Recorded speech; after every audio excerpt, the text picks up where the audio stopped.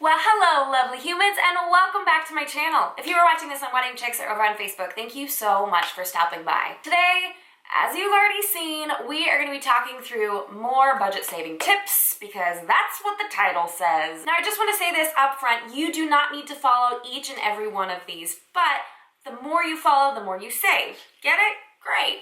Cool. If you follow all of them, obviously you'll save a lot of money. If you follow half of them, obviously you'll save a lot of money. So go ahead and pick through this list and find what works best for you. You don't have to use all of them, but I promise you, the more you use, the more you'll save. So without further ado, 18 budget saving tips. Number 1.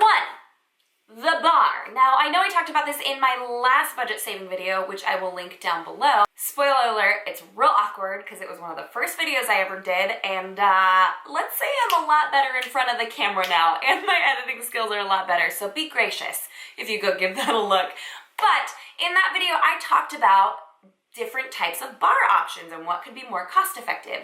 And I know that I said that beer and wine is the most cost-effective bar that you can have, and that is true. But one thing that I didn't mention in that video was that you should also limit the non-alcoholic options. Don't have soda, don't have juice, don't have a whole myriad of options for people to choose from. Have a couple of dispensers with water, iced tea, and lemonade. That is it. In addition to that, while we're in the beverage category, don't serve coffee. I mean, don't get me wrong, if you decide to serve coffee, I will be very, very happy if I'm there because I will be drinking it. I'll be drinking all of the coffee. But it costs money, and that means you need to hire somebody to set that up and get it ready and make sure it brews perfectly and blah, blah, blah, blah, blah, blah, blah. And you aren't here because you want to figure out ways to spend money. You're here because you want to figure out ways to save money. So this is your permission from me, the coffeeaholic, to you. You don't need to have coffee service at your wedding. Number 2.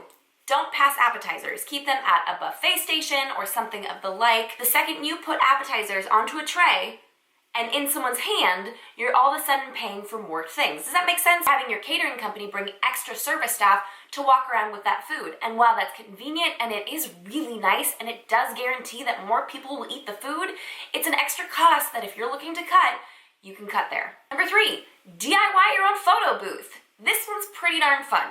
A lot of people are using Instax cameras these days, and I know Instax film is still ridiculously expensive. It's like $1 per picture. Like for each picture that comes out, it's $1. But you could still spend $300, get 300 photos, and it could still be cheaper than a $1,000 photo booth. You see where I'm coming from? So if you are really hell-bent on making sure that you get some cute photo boothy type photos, get an Instax camera, borrow one from a friend, go out and buy that film, and I guarantee you, I'm guaranteeing you that, you can do the math, it's gonna be cheaper than if you go with a professional photo booth. Number 4, wedding signs. DIY your wedding signs. There are 2 machines that I recommend for this. There is the Cricut, which is really, really expensive, but I am obsessed with it. Guys, it's changed my life. If I have a picture of one of the signs that we made, I'm gonna go ahead and put it in here so you can see how incredible it looked. Now, that one's expensive, but if you're smart, you can use the Cricut for a bunch of other things, but whatever. If not, then you can go to Michael's or to a similar craft store and get this wonderful tracer, which I used at my event. You can use that to make your own backdrops or, you know, make your own wedding signs. Just print up the exact thing that you want and trace it out onto canvas, wood, paper, poster board, someone's face. I mean, you got plenty of options. Number 5, do buffet style meals instead of plated. Again, same idea with the past appetizers. If you are bringing plates out to people's tables, that means you need someone to walk that plate out, and that means that you are paying them an hourly fee to be able to do that. If you are looking to cut costs, go for buffet style instead. Potentially have some service staff there to refill it or to serve it cafeteria style, but you do not need a plated meal if you're trying to save money. Number 6, this one might be my favorite so far, and that's thrift. Thrift your little heart out. Go often, but buy sparingly. Pick up a few things here and there that you think could be supplemental and wonderful for your wedding day. Who knows, maybe you can find a lantern that you can turn into a centerpiece, or some sort of floral display, or you can find a really creative box that you can turn into your card box. You got a ton of options. Just keep in mind, don't go too crazy, but make sure you go a lot, because who knows, maybe you could thrift enough items to use as vases for your centerpieces. Number 7, Keep it local. That means hire everyone that's within, I don't know, a 50, 100-mile radius of you, because then you're not paying for anything like travel fees for vendors or hotel stays. That's a part of travel fees. And you could potentially get a discount for being a resident in a certain area. So like for us, with our wedding venue, we were able to get a discount because we were residents of Mission Viejo and we got married at a place in Mission Viejo. That was a very silly way of explaining that. Number 8, skip water at the table. Having goblets at the tables is a really, really beautiful way to make your table look really full. Now, you don't necessarily need them there, and that is an extra cost. And again, you need a body to pour water into those cups. So that means you're paying someone hourly to walk around and put water in those goblets. So just like the past appetizers or the plated dinner, that's something you can absolutely skip. Number 9, I can't believe that I didn't mention this in my last video. Book a Friday or a Sunday, or heck, I even had a bride, hi Jacqueline, get married on a Monday, and it was the coolest thing ever.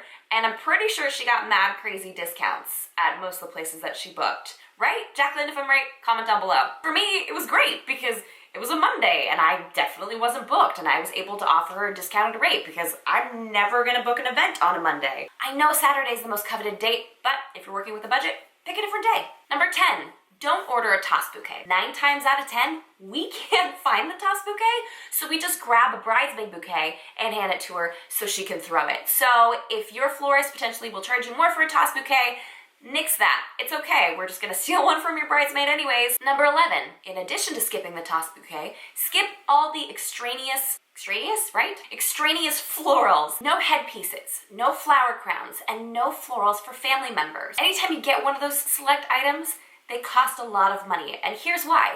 There's no water source for them. So if you have a floral crown or a comb that's going in your hair with flowers on it, there's no way for that flower to get water anymore, which means it has to be made at the very, very last minute and very, very carefully and delivered to you very, very quickly so it doesn't look ridiculous by the time you get it. Number 12, don't hire a professional officiant. And this is coming from someone whose dad is a professional officiant. Sorry, Dad. If you're looking to save money, have a friend do it. Have a cousin do it, an uncle, someone who's well-spoken and funny and who will not get awkward. Don't hire someone who's gonna get awkward, because then it's awkward for everybody. Awkward. Don't hire someone who drinks a lot too, because that ends real badly. Number 13, I'm gonna say the opposite of what I've seen a lot of things on Pinterest saying, and I'm gonna say, don't get room blocks. There, I said it. Don't get room blocks at a hotel or a hotel block or whatever the heck you call it.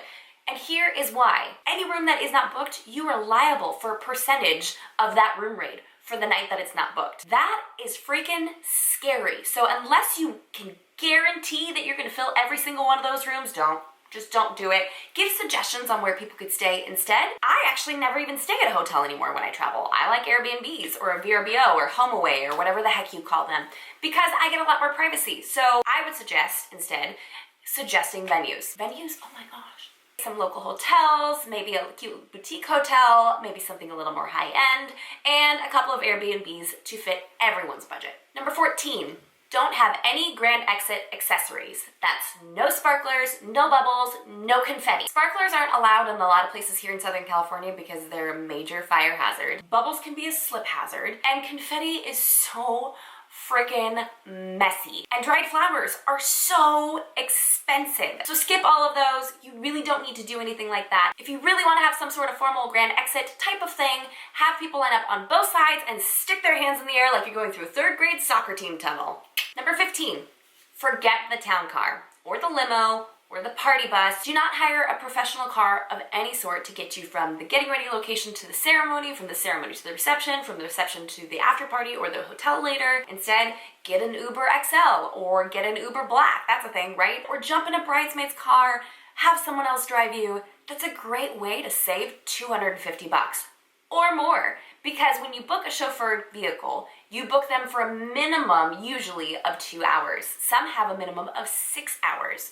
So that's not just like, oh cool, can you just drive us 3 miles down the road to our hotel? Number 16, this one's a little weird. I feel like there's always one in my list that's a little weird, and this is that one. Ask your videographer for the raw footage instead of an edited film. potentially, when you have a little bit more money a little later on down the road, you can then return the raw footage to them and ask them to edit it at that point. Because when you hire a videographer, you're not just hiring them for your wedding day, you're hiring them for hours upon hours upon hours of sifting through footage and editing the footage and compiling it together. So if you remove that whole task from them, then you're paying for a lot less. Now, I don't know what this cost difference might be, and it may or may not work with your videographer, but it's just something to toss out there, and it's absolutely worth trying. Number 17, think outside the box when it comes to reception meals. Either go for appetizer only, make it finger foods, have a cake, still have some fun things going on, but don't serve a full meal, or go for a brunch, because who doesn't love pancakes and mimosas? Yeah, you can have a mimosa bar. I'm sure you've seen it on Pinterest. They're so freaking cute. Have a brunch instead, because mimosas. Number 18, don't piss off the Postal Service. The Postal Service really doesn't like square envelopes. I don't know why. My guess is that it's because it doesn't fit through their sorting machines well, so perhaps they have to be done by hand, which I can understand. That'd be obnoxious. And be sure to take your invitation in to be weighed before you send it out. Make sure you have all the components with it, RSVP card, ribbon, whatever, the whole sweet thing. Make sure you take all of that in to get it weighed so you have the proper amount of postage on the envelope before you send it out, because the last thing that you want is all of those coming back to you because you didn't pay enough for those to go through. So there you have it, folks. 18 budget-saving tips for the budget-savvy bride. Finger guns. Pew pew. If you haven't done so already, scoot on down there, hit the subscribe button. Wait, no. Scoot down there, first hit the like button because you like the video, hit the subscribe button and that little bell notification, that bell symbol, so you can get notified every time I upload a video because you wouldn't miss out on this. As always, a huge shout out to my gal pals over at Wedding Chicks for hosting this video. And until next week, bye guys!